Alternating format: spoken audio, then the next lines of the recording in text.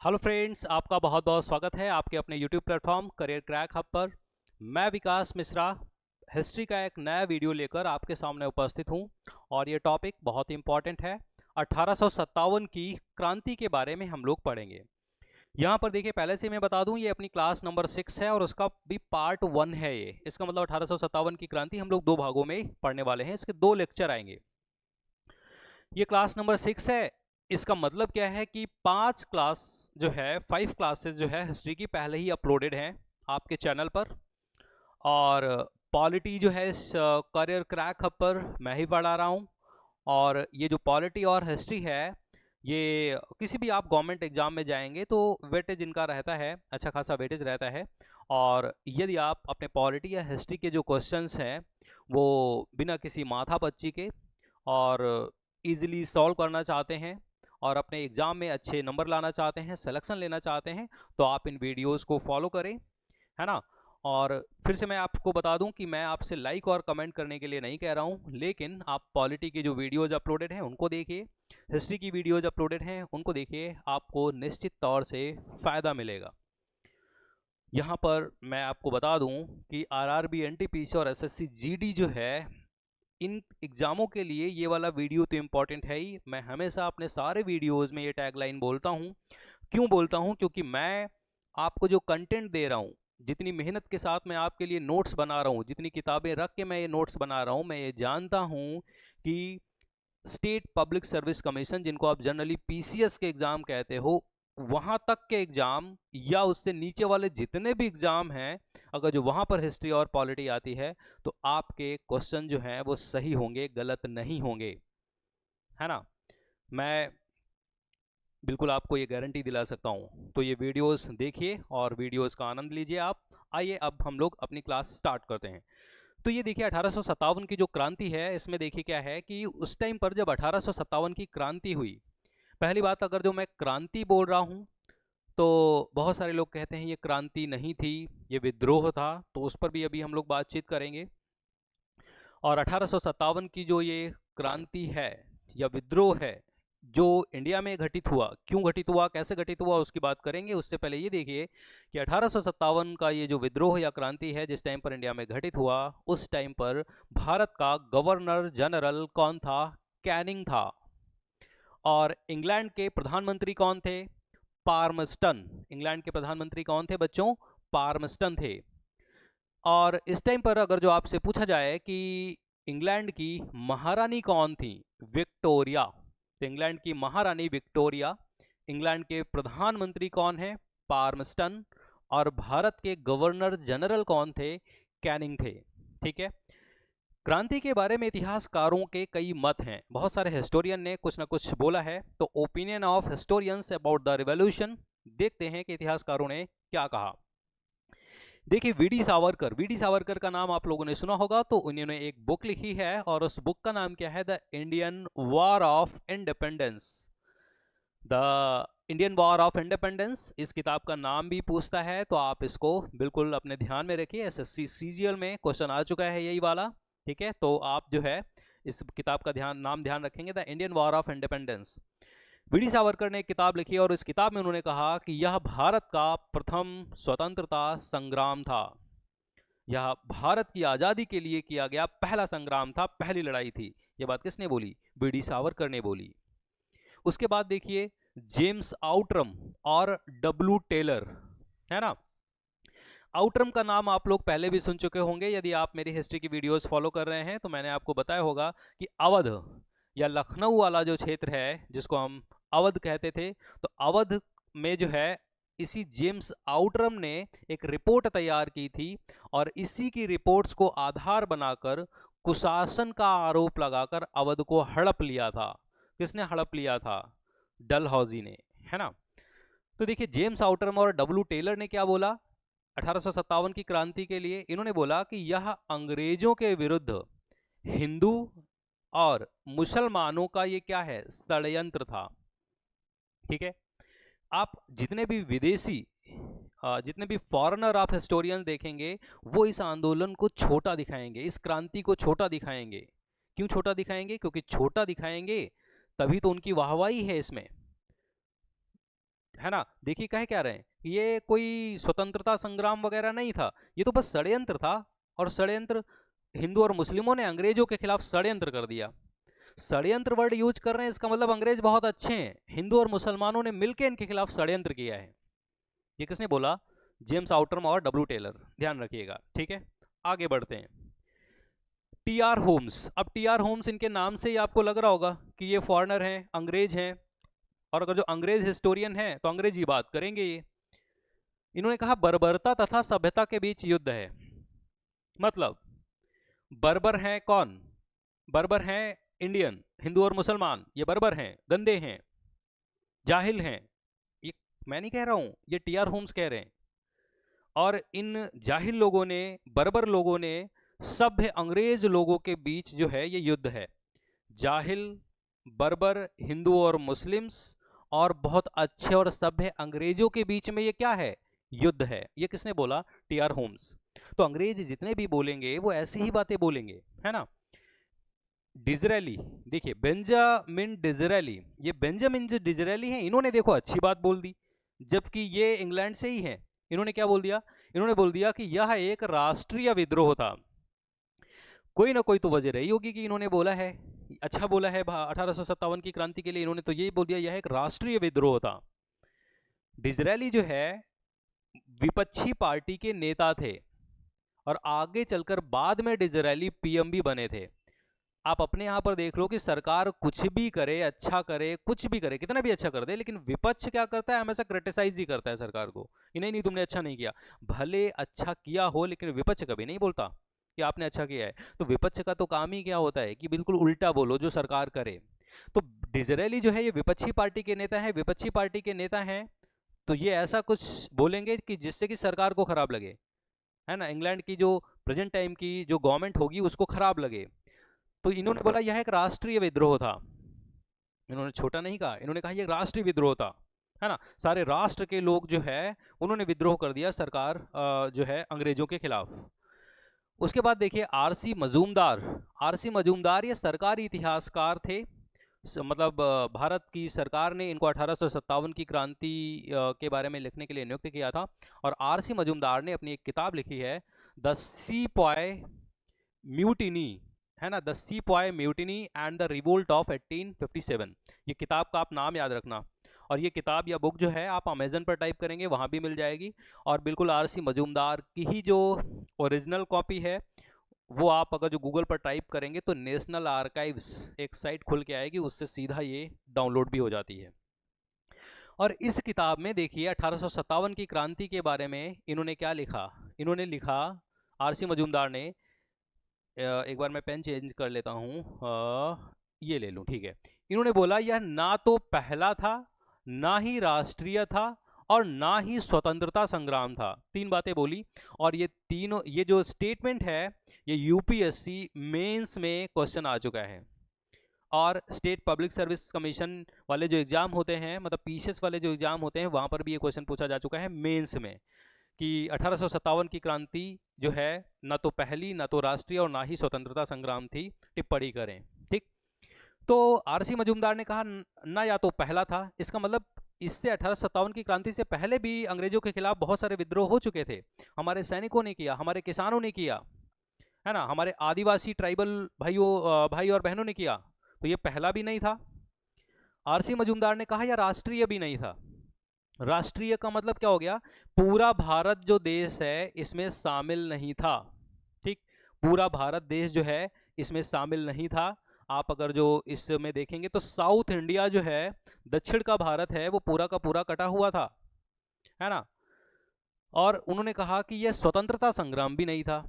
मतलब सारे लोगों का एम भारत को स्वतंत्र करवाना था ही नहीं। ऐसा क्यों बोल रहे हैं? ऐसा इसलिए बोल रहे हैं, इन्होंने कहा कि यहाँ पर जब 1857 की क्रांति हुई तो झांसी की रानी ये कह रही है कि मैं अपनी झांसी नहीं दूंगी। भारत की स्वतंत्रता या भारत कि हम भारतीय हैं, ये तो भावना ही नहीं थी उस टाइम पर लोगों के मन में। और राजपूत कहेंगे मैं अपना राजपूताना नहीं दूंगा, मराठे कहेंगे मैं अपना मराठवाड़ा आपको नहीं दूंगा, अवध या लखनऊ में बेगम हजरत महल कहेंगी कि मैं अपना अवध का क्षेत्र नहीं दूंगा। तो ये जो लोग लड़ रहे हैं, ये भारत की आज़ादी के लिए कहाँ लड़ रहे हैं? ये तो अपने अपने क्षेत्रों को बचाने के लिए लड़ रहे हैं। इसमें सबके एम अलग अलग हैं। इसी वजह से आरसू मजूमदार साहब जो थे, इन्होंने बोला कि भाई ये ना तो पहला, ना ही राष्ट्रीय और ना ही स्वतंत्रता संग्राम था। ठीक है, तो इसको आप ध्यान रखेंगे। अब आइए आगे की तरफ बढ़ते हैं। यहाँ पर देखिए क्या है, 1857 की जो क्रांति है, ये क्रांति क्यों हुई है ना, इसको जानने के लिए हमको कुछ कारणों की पड़ताल करनी पड़ेगी। तो 1857 की क्रांति के पहले बहुत सारे कारण हैं। अब देखिए होता क्या है, जैसे कि आप जो है, या घर से अगर जो मैं आपके एग्जांपल उठाऊं, होता क्या है कि आपकी और आपकी मम्मी में बाय चांस थोड़ा बहुत कहासुनी हो गई। अब ये जो कहासुनी हो गई है, ये जो बातचीत हो गई है, मम्मी ने आपकी कुछ बोला और क्योंकि आप पहले से गुस्सा बैठे थे और तुरंत आपकी कहासुनी हो गई। अब ये कहासुनी जो मम्मी ने आपसे आज बोला है, इस वजह से मेन रीजन ये नहीं है। पिछले 10 दिनों से आपने बाई चांस अपनी मम्मी से कुछ भी कहा कि मम्मी ये चाहिए, नए कपड़े चाहिए, मम्मी ने मना कर दिया। आपने मम्मी से कहा कि मम्मी मूवी देखने चली जाऊं या चला जाऊं, मम्मी ने मना कर दिया। हर समय डांटती रहती हैं कि पढ़ो बैठ के तभी अच्छे नंबर आएंगे। धीरे धीरे आप मम्मी पे गुस्सा हो रहे हैं, और ये सारी चीजें जब इकट्ठा हो गई, मतलब घड़ा भर गया, तब मम्मी ने आपकी कोई नॉर्मल चीज बोली थी और उस पे ही आप लड़ने लग गए। तो तात्कालिक कारण तो आज जो आपकी मम्मी ने बोला आपसे वो है, तुरंत का रीजन तो ये है, लेकिन इसके पीछे जो आपने आग इकट्ठा की है, अपना घड़ा जो है वो भरा है, तो वो सारे भी तो रीजन हैं इस लड़ाई के पीछे। तो ऐसे ही 1857 की जो क्रांति है, उसमें बहुत सारे रीजन्स हैं, कारण हैं। एक उसमें तात्कालिक कारण है, मतलब जो चिंगारी का काम करेगा, जो तुरंत जो है ये क्रांति करवा देगा, वो तात्कालिक कारण होगा, लेकिन उसके पीछे बहुत सारे रीजन्स होंगे। तो जो बहुत सारे रीजन्स हैं, जैसे कि सामाजिक कारण। अब देखिए सामाजिक कारणों में क्या है कि सती प्रथा है ना, अपने यहाँ पर बहुत सारी, भारत में बहुत सारी कुरीतियां चलती थी, सती प्रथा चलती थी। सती प्रथा में क्या होता था कि अगर जो किसी भी महिला का पति मर जाता था, है ना, और महिला का अगर जो पति मर जाता था, तो यहाँ पर उसकी पति की चिता के साथ ही महिला को भी जबरदस्ती जला दिया जाता था, सती कर दिया जाता था, जबरदस्ती, है ना। अब इसके लिए होता क्या था, क्योंकि घर वाले भी उकसाते थे सती होने के लिए, क्योंकि जो है पति मर गया, अब जो उसकी जो बीवी है उसके गहने हैं, जेवरात हैं, रुपए पैसे हैं, तो उसकी नज़र जो है, दूसरे लोगों की नज़र इस पे रहती थी और उकसाते रहते थे कि भाई सती हो जाओ। जब वो सती हो जाती थी तो सारे गहने सारे जेवर उनको मिल जाते थे। तो ये कुरीति जो है ये अपने यहाँ पर बहुत प्रचलित थी, और इस कुरीति को रोकने का जो है, राजा राम मोहन राय के प्रयासों से, है ना, विलियम बेंटिक ने कानून बनाया और 1829 में सती प्रथा को बंद किया गया। ये हम अगले लेक्चर्स जब सामाजिक धार्मिक सुधार आंदोलनों के बारे में पढ़ेंगे वहां पर चर्चा करेंगे। तो सती प्रथा जो है, सती प्रथा अपने यहाँ पर चल रही थी कुरीति। छोटे पर ही लोगों की शादी कर दी जाती थी, खासकर लड़कियों की शादी जो है बहुत छोटे पर कर दी जाती थी, ये पथभ्रष्ट ना हो जाएं, है ना। तो बाल विवाह बहुत प्रचलन में थे। हालांकि आज भी अगर जो आप देखो, इंडियन गवर्नमेंट इतनी कोशिश करता है, लेकिन आज भी गांव में जो है 18 साल से नीचे की जो बच्चियां हैं उनकी शादी कर दी जाती है, पढ़ने नहीं दिया जाता है, या जो लड़के हैं 21 साल से पहले ही उनकी शादी कर दी जाती है। तो जब आज ये सिचुएशन है, उस टाइम के इंडिया को आप जाके देखिए, जिस टाइम पर लिटरेसी रेट बहुत ज़्यादा नहीं थी, लोग बहुत ज़्यादा पढ़े लिखे नहीं थे। विधवा पुनर्विवाह। अब विधवा पुनर्विवाह जो है, यहाँ पर देखिए क्या है कि विधवा पुनर्विवाह, वहां पर क्या था कि पहले हिंदू जो समाज में विधवा पुनर्विवाह को मान्यता नहीं दी गई थी, मतलब विधवाएं फिर से विवाह नहीं कर सकती, ठीक है। और बलि प्रथा बहुत दी जाती थी, मतलब पशुओं की बलि दी जाती थी, और कहीं कहीं पर ट्राइबल इलाकों में जो मानवों की भी बलि दी जाती थी। अब देखो अंग्रेजों ने क्या किया है, अंग्रेजों ने क्या किया है, सती प्रथा को क्या कर दिया, बंद कर दिया। बाल विवाह जो है इस पर भी रोक लगा दी। विधवा पुनर्विवाह चालू करवा दिया कि विधवाएं अब फिर से जो है विवाह कर सकती हैं, दूसरी पारी खेल सकती हैं, है ना। और बलि प्रथा जो है इसको क्या करवा दिया गया, बंद करवा दिया गया। अब ये सारी चीजें हैं तो सही, अच्छी बातें हैं ये, लेकिन ये बातें तो अच्छी हैं, लेकिन हमारे समाज के जो लोग हैं उनको लगने लगा कि ये तो हमारे संस्कृति में दखल दे रहे हैं, ये तो हमको चेंज कर रहे हैं अंग्रेज। और अगर जो उनके मन में ये दिमाग में बैठ गया कि अंग्रेज हमको चेंज कर रहे हैं, हमारे कल्चर को छेड़ रहे हैं, जबकि ये कल्चर का पार्ट नहीं है। राजा राम मोहन राय ने जब सती प्रथा का विरोध किया तो उन्होंने वेदों की स्टडी करके बताया, उपनिषदों की स्टडी करके बताया कि कोई भी वेद, कोई भी उपनिषद, कोई भी ग्रंथ सती प्रथा की इजाजत नहीं देता। फिर आप ये क्यों फॉलो करते हैं? तो ये सारी चीजें हमारे यहाँ पर कुरीतियां चल रही थी और इन सारी कुरीतियों पर प्रहार किए गए हैं। मतलब पहले जो है हमारे ही बीच के लोग, मतलब जो इंडियन लोग हैं, चाहे वो ईश्वर चंद्र विद्यासागर हों, चाहे राजा राम मोहन राय हों, है ना, हरविलास शारदा हों, इन सारे लोगों ने प्रयास किया और इन सारे लोगों के प्रयास से फिर ब्रिटिश गवर्नमेंट के द्वारा इन सारी चीज़ों को ख़त्म किया गया। मतलब सती प्रथा, बाल विवाह और बलि प्रथा को ख़त्म किया गया, विधवा पुनर्विवाह को फिर से चालू करवाया गया। अब ये सारी चीज़ें हमारे यहाँ के जो रूढ़िवादी लोग थे, कट्टर लोग थे, उनको लगने लगा कि ये तो हमारे समाज को चेंज कर रहे हैं, ये तो बहुत गलत है, अंग्रेज तो बहुत गंदे हैं। तो पहला तो ये कारण था सामाजिक कारण, अंग्रेजों के खिलाफ सारे लोग गुस्सा हो गए। राजनैतिक कारण देखिए क्या था, पॉलिटिकल जो है रीजन क्या था इस क्रांति के पहले। तो पॉलिटिकल रीजन देखिए क्या था, सहायक संधि, है ना। सहायक संधि हमको पता है कि वेलेज़ली, वेलेज़ली ने क्या किया कि बहुत सारे जो हमारे भारतीय जो राज्य थे उनके साथ में सहायक संधि कर ली। और सहायक संधि जिसके साथ भी वेलेज़ली करता था, तो उस राज्य को अंग्रेजों की सेना रखनी पड़ती थी अपने राज्य में, अपने दरबार में।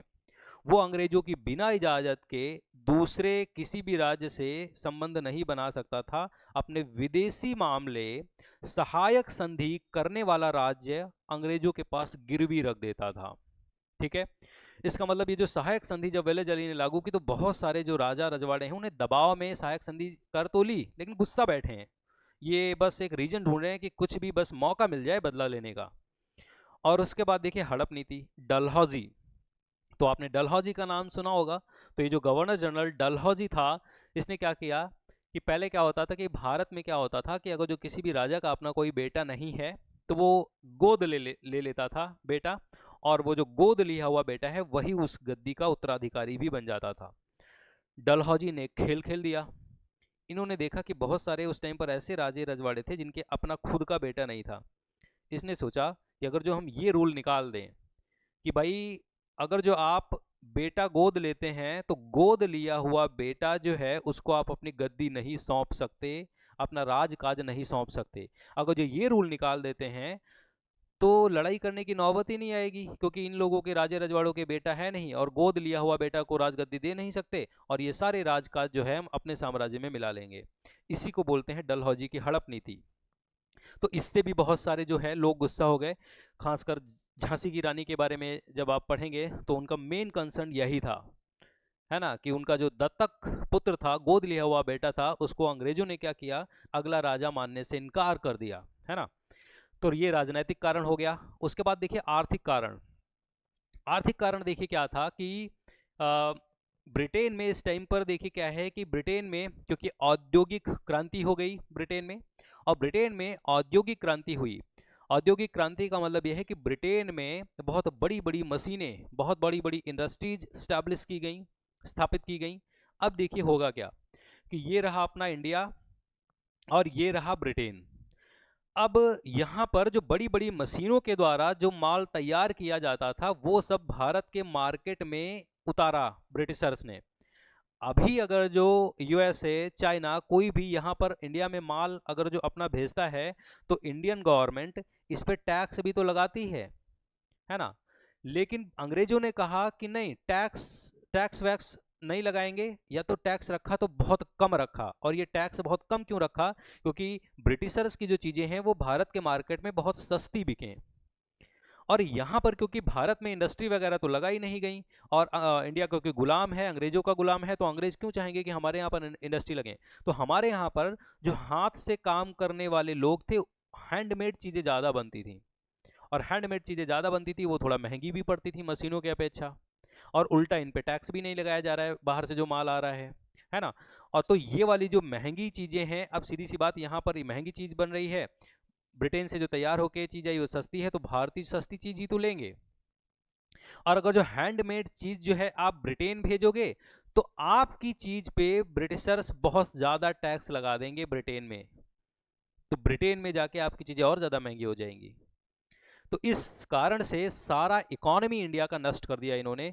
तो फिर से सारे लोग गुस्सा हो गए, इंडिया के जितने भी लोग हैं, जागरूक लोग हैं ये सारी चीजें देखकर। सैन्य कारण देखिए क्या था कि इंडिया में क्या है कि वेतन, अब सैन्य कारण में जो सेना जो बनाई गई अंग्रेजों ने, वहां पर उन्होंने क्या किया, अंग्रेजों को भी भर्ती किया और भारतीयों को भी भर्ती किया, लेकिन एक सामान्य जो भारतीय होता था उसका वेतन कम होता था, जबकि अंग्रेज अगर जो कोई सैनिक है तो उसका वेतन अधिक होता था। साथ साथ में देखिए पदोन्नति, पदोन्नति, पदोन्नति का मतलब क्या है, भारतीय जो सैनिक होते थे उनको पदोन्नति नहीं दी जाती थी, मतलब प्रमोट करके अच्छा पद नहीं दिया जाता था। ठीक है, इस कारण से भी जो है हमारे सैनिक गुस्सा है इनसे। उसके बाद देखिए धार्मिक कारण क्या है। अब धार्मिक कारण क्या बना, तो यहां पर देखिए क्या है कि पहली बात तो अपने जाति चिन्ह, है ना, अपने जो जाति चिन्ह है, जाति या अपने धार्मिक चिन्ह, है ना, जाति हो गया या अपने धार्मिक चिन्ह हो गए, ये सारे जो है सेनाओं में भारतीयों के द्वारा अगर जो धारण किया जाता था, अपनी जाति का नाम, अपने धार्मिक चिन्ह, तो इन पर सब पर प्रतिबंध लगा दिया। और इन सब पर प्रतिबंध के चलते सैनिकों ने 1857 के पहले भी एक विद्रोह किया था। तो इससे थोड़ा बहुत गुस्सा है कि भाई हमारा तो कल्चर ही नष्ट करने को ये लोग आ गए हैं, हमारा धर्म नष्ट करने को आ गए हैं। दूसरा देखिए धार्मिक कारण क्या था, यहाँ पर एक अपने इंडिया में क्या चलता था कि अगर जो समंदर मतलब जो ओशन है उसको पार करके आप गए तो आपका धर्म नष्ट हो जाएगा, आप भ्रष्ट हो जाएंगे। और यहाँ पर अंग्रेज लोग हैं वो ब्रिटेन में भी हैं, साउथ अफ्रीका में भी उनका राज है, वर्ल्ड में बहुत दूसरे ऐसे कंट्रीज हैं जहां पर ब्रिटेन ने कब्जा करके रखा हुआ था। अब सीधी सी बात है, अगर जो ब्रिटेन वाले जो लोग हैं उन्होंने क्या किया है, भारतीय सैनिकों को अपनी सेना में शामिल किया है, तो ये इनको साउथ अफ्रीका भी भेजेंगे, दूसरी जगह भी भेजेंगे, आपको समुद्र पार करके जाना ही पड़ेगा। और हमारे यहाँ पर मतलब ये समझ लीजिए कि एक टैबू या अंधविश्वास क्या बैठा था कि अगर जो आप समुद्र को पार करके अगर जो गए तो आपका धर्म भ्रष्ट हो जाएगा, है ना। तो ये एक धार्मिक कारण बना कि धर्म आपका भ्रष्ट हो जाएगा। ठीक, धर्म आपका भ्रष्ट हो जाएगा कब, जब आपने समुद्र पार यात्रा की, समुद्र पार आपने यात्रा की। तो ये सारे जो है बहुत सारे कारण जो हैं मैंने आपको गिनाए, सामाजिक कारण, राजनीतिक कारण, आर्थिक कारण, सैन्य कारण और धार्मिक कारण। ठीक है, और भी बहुत सारे कारण थे, जैसे वाह्य कारण के रूप में आप देख सकते हैं कि अंग्रेज और अफगानों का युद्ध हुआ, ठीक है, क्रीमिया का युद्ध हुआ, ठीक, पंजाब, अपने यहाँ पर पंजाब और अंग्रेजों के बीच में जब युद्ध हुआ तो इन 3 युद्धों में अंग्रेजों को बहुत हानि उठानी पड़ी। अंग्रेजों को जब हानि उठानी पड़ी, इससे पहले देखिए क्या है, भारतीयों के दिमाग में ये बैठा था कि अंग्रेज तो जो है अजेय हैं, इनको जीता नहीं जा सकता। लेकिन इन 3 युद्धों ने जब अंग्रेजों की इतनी क्षति हुई इन 3 युद्धों में, तो इस वजह से भारतीयों के दिमाग में एक विश्वास ये बैठ गया कि नहीं, अंग्रेजों को भी क्षति पहुंचाई जा सकती है, अंग्रेजों को भी हराया जा सकता है। तो इससे एक मोटिवेशन मिला। इन सारे कारणों ने काम किया है। और फिर देखिए कि एक तात्कालिक कारण, एक चिंगारी की आग समझ लीजिए कि नीचे नीचे लग चुकी थी और उस पर घी डाल दिया है किसने, कि एक दूसरा कारण अभी देखेंगे जो तात्कालिक कारण बनेगा और क्रांति की शुरुआत हो जाएगी। यहाँ पर देखिए अंग्रेजों की सैन्य छावनियाँ, ये देखिए क्या है कि बंगाल में 3 प्लेस हैं जहाँ पर अंग्रेज लोग अपनी सेनाएं रखते थे, सैनिकों के लिए छावनियाँ बनाई हुई थी। बंगाल के 3 प्लेस हैं, कौन कौन से, एक तो बैरकपुर है और एक दमदम है और एक कौन सा है, बहरामपुर है। और यूपी में एक 2 प्लेस मैंने लिखे, कानपुर और मेरठ। हालांकि इसके अलावा भी और कई सारे प्लेस थे, लेकिन इन प्लेसों की आपको अभी ज़रूरत लगेगी, इस वजह से मैंने लिख दिया है कि बंगाल में फिर से एक बार देख लो, बैरकपुर छावनी, दमदम छावनी, बहरामपुर छावनी, ठीक है। यूपी में कौन सी है, कानपुर और मेरठ छावनी, ठीक है। अब देखते हैं आगे, तात्कालिक कारण देखिए क्या था कि भाई क्रांति की शुरुआत कैसे हो गई, इसका तुरंत का रीजन क्या था। तो 1856 में 1856 में अपने यहाँ के गवर्नर जनरल कौन थे, कैनिंग थे, कैनिंग। कैनिंग ने भारत में नए तरह की एनफील्ड राइफल लॉन्च की, है ना। तो एनफील्ड राइफल इन्होंने लॉन्च की कैनिंग ने। इसकी विशेषता ये थी कि ये जो नए तरह की एनफील्ड राइफल है, इसमें क्या था, इसमें एक कारतूस लगता था और ये जो कारतूस को राइफल में भरने से पहले उसको मुंह से खोलना पड़ता था। मतलब जो कारतूस जो है इस राइफल में जब डाली जाती थी तो डालने से पहले उसको मुंह से खोलना पड़ता था। क्यों खोलना पड़ता था, तो देखिए इसके बारे में भी थोड़ा सा देखते हैं। इसके बारे में चलिए मैं इसी पे काम कर लेता हूँ, 1 सेकेंड।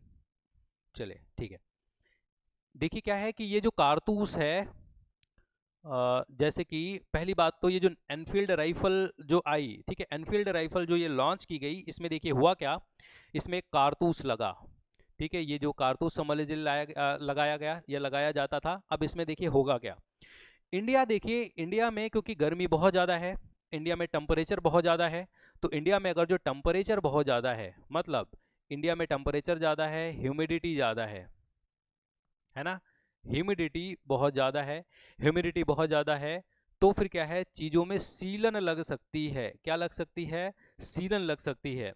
तो इस वजह से बारूद है, कारतूस में भाई बारूद ही तो भरा होता है, बम है, बारूद है, इसको सीलन से तो बचाना पड़ेगा, और सीलन से बचाना पड़ेगा, तो सीलन से बचाने के लिए ये जो कारतूस होती थी, ये जो कारतूस होती थी, इसके ऊपर जो है एक आवरण चढ़ा दिया गया। जैसे ये कारतूस है और इसके ऊपर जो है ऐसे ऐसे एक आवरण चढ़ा दिया गया, ठीक है, और ये जो आवरण है, ये आवरण बना हुआ था चर्बी का, है ना, चर्बी का या फैट का बना हुआ था, ठीक। अब ये जो है यही वाला आवरण सीलन से बचाता था कारतूस को, और यही जो चर्बी या फैट वाला आवरण है, इसको पहले मुंह से ऐसे खींचना पड़ता था, खींच के हटाना पड़ता था, और बाद में कारतूस जो है राइफल में भर के दागनी पड़ती थी।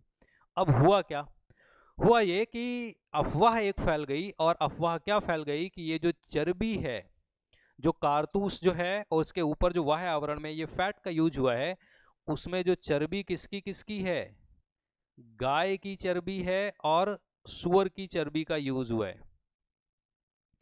गाय और सुअर की चर्बी का यूज हुआ है। अब यहां पर देखिए खेल क्या हो गया, यहां पर खेल ये हो गया कि गाय जो है वो किसके लिए पवित्र है, गाय बहुत पवित्र मानी जाती है, किसके लिए, जितने भी हिंदू लोग हैं उनके लिए, है ना। अच्छा, येलो से लिख दिया है, चमक नहीं रहा होगा, ब्लैक से चमकेगा, हाँ ब्लैक से चमकेगा। और सुअर देखिए किसके लिए अपवित्र है, सुअर किसके लिए बच्चों अपवित्र है, ये मुस्लिमों के लिए अपवित्र है, मुस्लिम या मुसलमान। और यहाँ पर ये हो गया कि ये जो फैट है इसमें चर्बी का यूज हुआ है और गाय और सुअर की चर्बी का यूज हुआ है। अब दिक्कत हो गई, लड़ाई दंगा हो सकता है।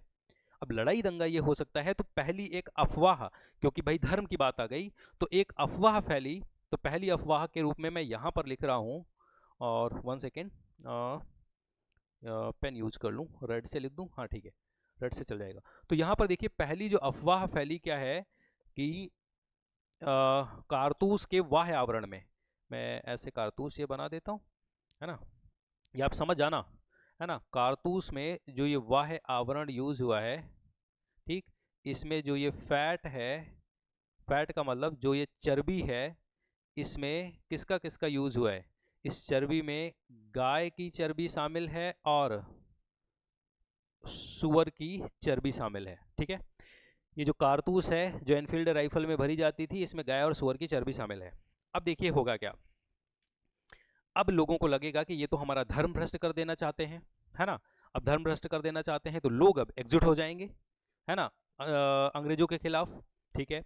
दूसरी देखिए एक अफवाह ये फैली, दूसरी अफवाह क्या फैली, दूसरी अफवाह ये फैली कि जो आटा है, खाने वाला जो आटा है, खाने वाले आटे में हड्डियों का चूर्ण मिलाया गया है, ठीक है, खाने वाले आटे में क्या मिलाया गया है, हड्डियों का चूर्ण मिलाया गया है, ठीक।